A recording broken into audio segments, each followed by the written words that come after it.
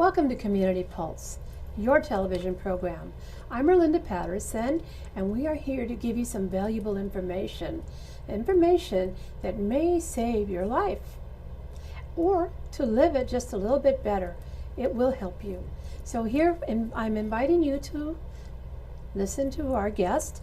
I have the wonderful Dr. Lynette Sandiford, and you're in the Oncology department at Loma University. Yes, I am. And you're almost done with your master's, or are you done now? I'm almost done with my doctorate. Oh, wow. I will be graduating in June. Your doctorate, wow, that's yes, great. in nursing. Congratulations. Doctorate in nursing practice, thank you. And I can call you doctor. Yes, you can. All right, you've earned the title. I have. Absolutely, I know that was a lot of work. That is true. Yeah. That is true. Well, I'm glad to have met you. I met you at a function that I'm going to talk about a little later. Yes.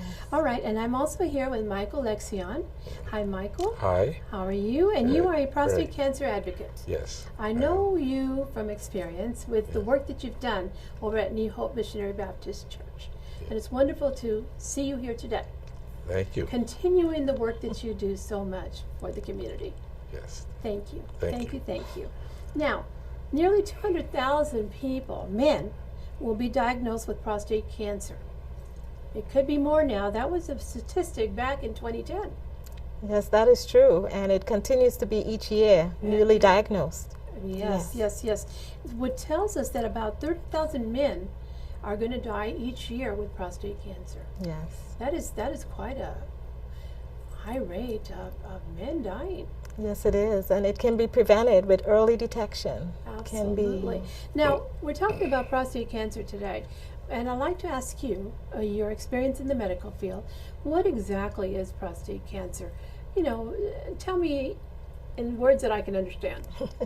Well, prostate cancer is a cancer that is confined to the prostate gland. Okay. Only men have a prostate. And so it is cancer that is confined to the prostate. The prostate area. Yes. Okay, women don't have a prostate. Women don't have a prostate. Okay. So, do all men get prostate cancer? No. No. Like 1 in 22 will get prostate cancer. Actually 1 in 7 will get prostate cancer. 1 in 22 will die from it. Oh my. But it's a higher incidence in African American men. I've heard that. Yes, it's 1 in 6 will get prostate cancer for African American. 1 in 6 in the African American population. Yes, and so that's very high incidence. It is. Yes. It is. You know, we'll talk about why maybe a little later. You know, what is it that, Michael, I'll come to you. Tell me, why did you get involved with prostate cancer? Why do you have that passion? Well, I had some medical experiences with BPH, which is enlarged prostate, and going through a surgery with enlarged prostate, and this going through that process of not understanding what goes on with my anatomy, I was quite shocked.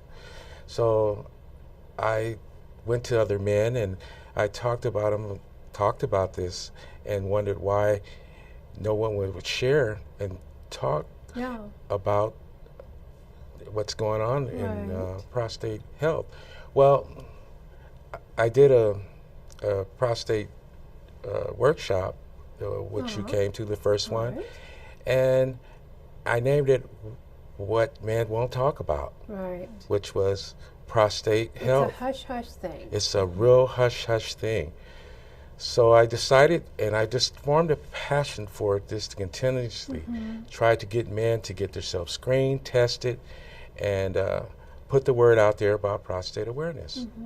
And you don't mind me mentioning your church name, right? No. Okay. Not You at belong all. to New Hope Missionary Baptist Yes, Church. I do. And they are powerful in providing education to the church people and to the community about health issues.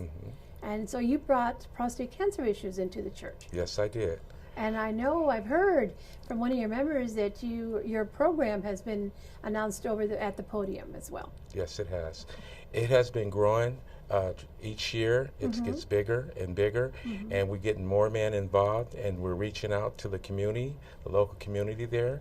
We have contacted all the churches in the local area to come out and join us and to to share about what we're trying to share with men, and that encourage these men to be screened. Most of the time, I've had a lot of women come to me about when they heard I was doing this. Right. Could you get my husband to get screened? Or Right. Could what you talk do I him into do? it? And I try to talk him into it. So I come to find out it's just not a man's problem, it's a couple's problem. It's a couple's problem, And yes. you're both in this, and you need to come together and get him screened, get him tested. There's resources out there. I have provided every clinic, all the clinics in the county of San Bernardino, that you, on a sliding scale, some are free, some are low cost, and you just need to be screened when you come to an age of 45 to 50. Right. And that age will vary. Yes. On the different right now. And you, doctor, would you tell me, there's so many, some people say at age 35, age 40, age 55, what is the one that we're supposed to do? When should our men be screened? Well, yeah, there's been controversy about it because Yes. in 2013, new screening guidelines came Right. out. And actually, instead of recommending routine screening, what they are recommending now is a shared decision making with the individual and their primary care provider. Oh, I see. Because what they have found is that with the side effects from treatment, some people are concerned that maybe too many are being treated because of the side effects. All right. So they want the individual to have a shared decision with their physician, so they would know the benefits and they would know the harms. Right. And they can make an informed decision Right. based on that. So there's no particular age guideline per se, but what they want individuals to do is to assess their risks with their provider. And then once they know if they're at risk, if they're at higher risk, then they want to get screened earlier. So for example, some of the risk factors for prostate cancer, age, men over age 55, Right. they're at higher risk. I already spoke about one, African American. Right. I was going to ask you again to reinforce that statement. Yes, that African American men are at higher risk. But something that's key also is family history. So if an individual, if a man has had first degree or second degree relative, so a brother, a father, or a second degree uncle, or multiple family members with a history of prostate cancer, then they're at high risk. And also another risk is waist size, your BMI. So if they have a large waist size of 47 inches or greater, they're at higher risk. Oh, I see. So nutrition plays an important role. Definitely, definitely. So any of these risks, if they're at high risk, then they definitely need to be screened. So they would need to maybe come to one of the events like we had at the church. If they don't have the funding or the funds to pay for a PSA, the activities like Michael has at his church, and you were the speaker that day. That's how I met you. Yes. It was so wonderful to meet you too, by the way. Yes, thank you. Know, you. And it was wonderful to see that you united, Loma Linda and yourself united with Michael to provide the community free screening. Yes. Actually, one of the effective ways for getting the message across is in the churches. It's an effective way to get the message across. So it was just good fortune that we connected and were able to present a great program for the men in the community. Yes, that and was the families, wonderful. like you mentioned. Oh yes, it affects the entire family. Yes. Yeah, it really does. You know, I used to work in the Department of Urology for many years, and I remember one gentleman, African American, he came in and he was diagnosed with prostate cancer, and he looked at his family history, and 4 of his brothers had it, but they never told each other. That's true. They never told each other that they had it. Why? We asked the gentleman why he didn't hear from them. He said probably because he thinks, or they thought, that they were going to be embarrassed because they could no longer have sex. Is that true?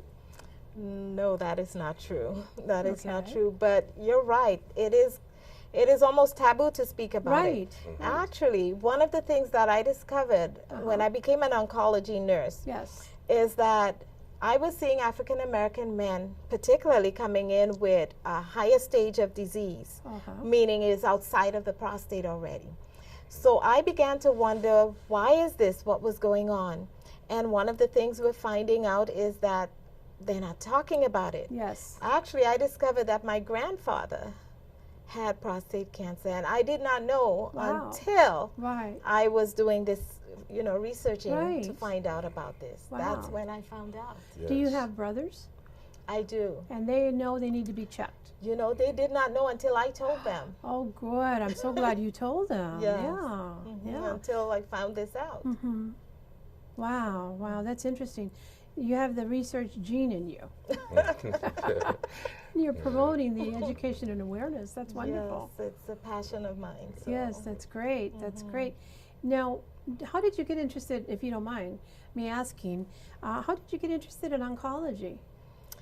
I have worked in oncology since I started in 1991. I didn't go into it originally because that was my passion, but I immediately liked it once I got into it. I found that taking care of patients who have cancer, Right. it was really a good experience because they learn about the disease more than any other area that I've worked in. They really find out, things that they can do, things that they can eat. They really research and find out information that could help them. Right. So I really like that about this area. Okay, well, tell me, what is this test called the PSA? What is that? Well, the PSA is a prostate-specific antigen. Okay. And this test in 1991, that's when this test became available. Oh, I see. Okay. Now, before that, in the 70s and 80s, people were coming in with late-stage diagnosis of prostate cancer. And when this test became available, then they could detect the cancer early. It doesn't really tell you that you have cancer. It just tells you that you may have cancer. Possibility. You'll have to have another test. You'll have to have a biopsy to have a definitive diagnosis of cancer. Right. So it's something for early detection. Right. Now, there's also a digital rectal exam that they do, right? Yes. And the guidelines have kind of changed on that a little bit as well. Oh, really? So they are.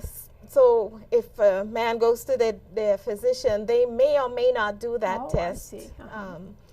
Unless they're suspecting cancer, they may or may not. Some of the guidelines are changing on that as well. Okay. Well, Michael, with your church, do you find that the men are getting to be a little more open about prostate cancer? Yeah, we can generate a conversation now throughout the church. A lot of men do conversate about something with problems with their prostate. They will come to me, and we have a little group sit-down session and talk with one another.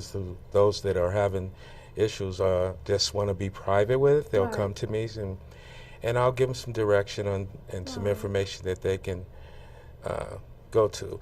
But first, I would suggest that they get themselves tested and see what their numbers in. Talk to their doctor and see what he recommends for them. Right. One of the things that I found working in the Department of Urology was that many times when some of the men, not all of them, but some of the men, when they were diagnosed with prostate cancer, they didn't want their partners to know.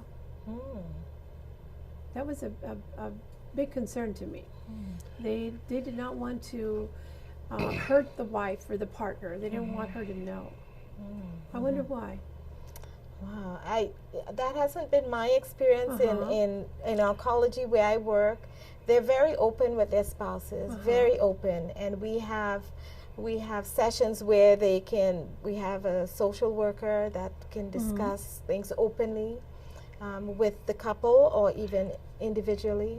with And that them. is so good. I haven't seen that in my But practice. back in the day, Yes, that's what you found. we found that a lot. But now today, because of people like yourselves Yes. and the work that you do, the advocacy and the education that you're providing, Yes, people are coming out now and speaking more about it. You see commercials that's true. all the time. Yeah. You know, have you had your PSA? Yeah, yeah. Men are shame. And No you know, shame. I also think too, because of the different treatment options Yes. that are available, there are many different treatment options. It's not only surgery. Yeah. There is surgery, but also one of the options for treatment, if someone were diagnosed, would be actually active surveillance. Right. And active surveillance means they are just doing serial PSAs, meaning they're taking it annually or more often if necessary to see the trend. Is it staying constant? If it starts going up, then maybe they'll need treatment. But so that's why they call it active surveillance. Right. So that's an option. Surgery is an option, but radiation is an option. Proton therapy, that's an option. Right. Cryotherapy. So there are many options that men have now for treatment. Right. So they, you know, with varying degrees of some side effects, but some minimal, some, you know, not so good. Right. But there are many options for men now. Even in surgery, there's different types of surgery. Absolutely. And radiation, different types of radiation. Absolutely. Yes. So proton being one of them. Proton is one of them. Right, Yes. right. Yes. Now, I understand with my experience of what little I did know, that once you had the prostate cancer treatment, there could be a side effect of erectile dysfunction. That is true. But there are treatments for that Absolutely. That is true. as well. What are some of the treatments? Well, the thing that a man should know is that they would want to go to a physician that would be able to help them. That is key. And to go early. Right. I spoke with someone recently, one of my patients, and I told him that go early is the key. Right. Because there are medications that they can take to help them. Right. And there are devices and there are different injections, different things that can be done. Absolutely. But they would want to seek a physician who is a specialist in this area. Right. Definitely. Seek a specialist in this area. So in other words, don't be afraid if you do get diagnosed with prostate cancer, that you could be affected and not be able to have a sexual encounter with your partner. Right. Because even so, there are treatment options for that. Correct. And not to be afraid to be tested. Right, Michael? Right. Definitely. Don't be afraid of that. Not be afraid. Yeah, because you could live a long time. It is not a death sentence. Right. Actually, early detection, if someone is a big difference. If someone is has early detection of cancer, prostate cancer, and treatment, they have almost 100% chance of success rate, you know, 5-year success rate. Right. If it's already outside of the prostate, Right. that goes down to like 28%. Wow. And so early detection is key. That is the most Very important important. key. Yes. Yes, very That is important. so important to know. Now, if an individual is watching the program right now and wants to know what can they do to be healthier, what would you recommend? Well, some key things, and they probably already know this because Right. they've Let's heard give it. them a But reminder. yes, Let's but do that. exercise, Okay. that's very important. Nutrition, that's very important as well. You know, so they want to take care of their health in general. Right. You know, so be active, and then also the proper nutrition, Right. so they can, you know, be healthy, keep their weight down, and lower their risks of Right. prostate cancer. There was a time that you would hear that stay away from pork, stay away from fat. Good point. Is yeah. that Actually, those are some things as well. Dairy products and red meats are things that you want to avoid. Those are Right. things that also increase your risk. yeah? And if you have them, have a small portion. Yes, definitely. Yeah, yeah. In smaller portions. Right, right. So, Michael, what would you like to share with the group? Is there anything specific that you'd like men to know about prostate cancer in your experience as an advocate? Well, if they're at an age, especially Black African American, if they're at an age of 50 years old at least, they definitely need to get out and get screened for starters.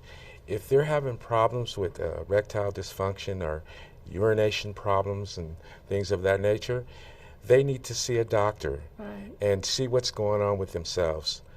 It's important that they know the body changes as you get older, and prostate is one of the things that is really growing a large medical problem with black men right now. So I have a lot of friends that have cancer as from prostate cancer, which, you know, if they could have just took the time to go get themselves checked during the time you and I have connected 5 years ago. I've seen a lot of men with cancer, a lot in our church, and it's just out of control at times there. So to continue this work, to continue to share, to continue to work with the families, letting them know that they need to just make sure if a man is having problems, he can't urinate, or he's having problems where he just can't, he knows when something's wrong. He needs to do something about it. Go and be checked. Don't just stay quiet. And a lot of men just don't want to talk about it. I think pride has a lot to do with the man. When it comes to being macho and they're not able, they're dysfunctional and they can't perform, they don't want to just make that a discussion with anyone. And they don't want their wife to do the same. They don't want her to talk about it as well. They say they're okay, I'm good. I hear that all the time. When I talk about prostate, oh, here come the minister of prostate. Here he comes. You know, he's going to share some about prostate. You know. Well, I'm concerned about your health. If you're having some problems, and you know that you're having them. You know, it's so much going on in our church family. We're a huge church. And I'm sure in your church family, you've discovered some cases already. Yes, By just several. Providing the programs that you've provided. Yes. I'm sure you have. But it's coming more to where we're talking about it, discussing it, and it's overwhelming with the women are getting involved now. They'll come. They'll say, I'll be at the health session if my husband don't, and I'll drag him along. So that's great. And to get them out to support this and support their husband, they encourage their husband to do the right thing. So. That's great. That's great. You find the same thing happening, right? Yes. People are getting more active. And Yes. You know, one of the things from doing the events that I've done, one of the things that I've found is that before I do a questionnaire, a survey to the men before and after I saw your the education. Survey, yes. Well, what I found is that before, men did not know their risks. But after, it increased by their risk. They knew if they were at risk. So that was one of the key things that I found. Well, it's awesome that you go to these different places, like the church at New Hope Michigan Baptist. Yes, you had something you wanted to say. That's another discussion that we talk about now. Something that you left there, the baseline. Starting a baseline, you know, is, you know, getting yourself checked and monitoring yourself. And making a chart, doing a little work yourself to look after yourself as you go through the process of if you do have cancer or not, just to have that baseline to know where you're at is important. It sure is. One of the things that when I worked at the department that I worked at, one of the things that we came up with was a poster in the men's bathroom. Have you had your PSA checked? And we had a lot of calls from people, men, wanted to get an appointment because they wanted their PSA checked. Because they saw it, where did you see it? In the men's bathroom. So that's interesting thought. That's an interesting thought. Yeah, so, you know, it's really wonderful. Our program's almost over. What did we miss? Did we leave something out? What would you like to add? Well, the key that I would like to add, not so much add, but highlight is that because the guidelines have changed, you may not see those signs in the bathroom any longer. That's right. So what I would like men to know is that know their risk. Know your own personal risk. Find that out. Be educated. Find that out.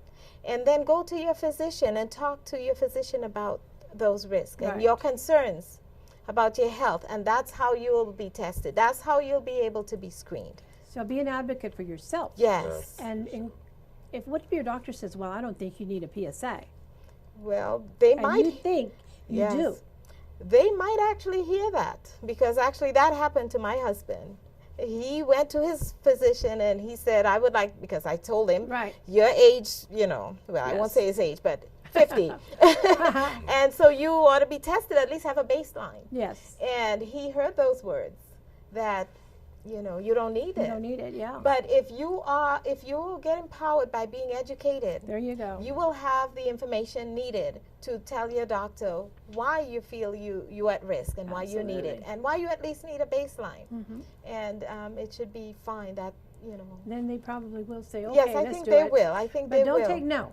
Don't take no. If you feel you're at risk, and you have the evidence, you know, after being educated, then you have what you need to get the PSA testing. Absolutely. Also, the other options are to attend.